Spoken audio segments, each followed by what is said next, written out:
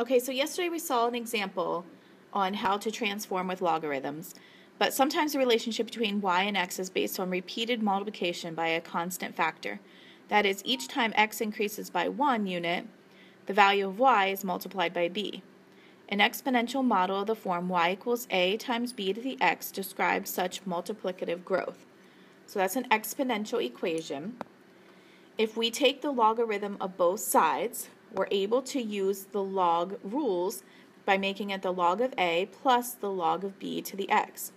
And then using the property that we can bring out an exponent, we get the log of y is equal to the log of a plus x times the log of b. The crucial property of the logarithm for our purposes is that if a variable grows exponentially, its logarithm grows linearly.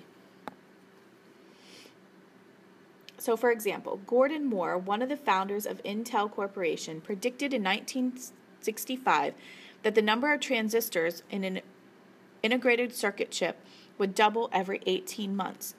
This is Moore's law, one way to measure the revolution in computing. Here are the data on the dates and the number of transistors for Intel microprocessors. So you can see we have the date, we have the processor, and how much the number of transistors.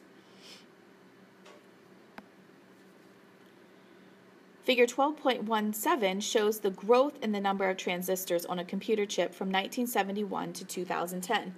Notice that we use years since 1970 as the explanatory variable. That's why our values go 0, 10, 20, 30. If Moore's law is correct, then an exponential model should describe the relationship between the variables.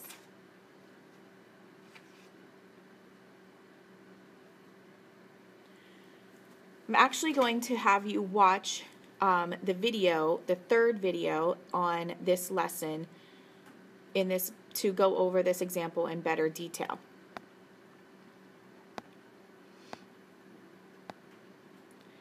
I think they'll explain it better than I am.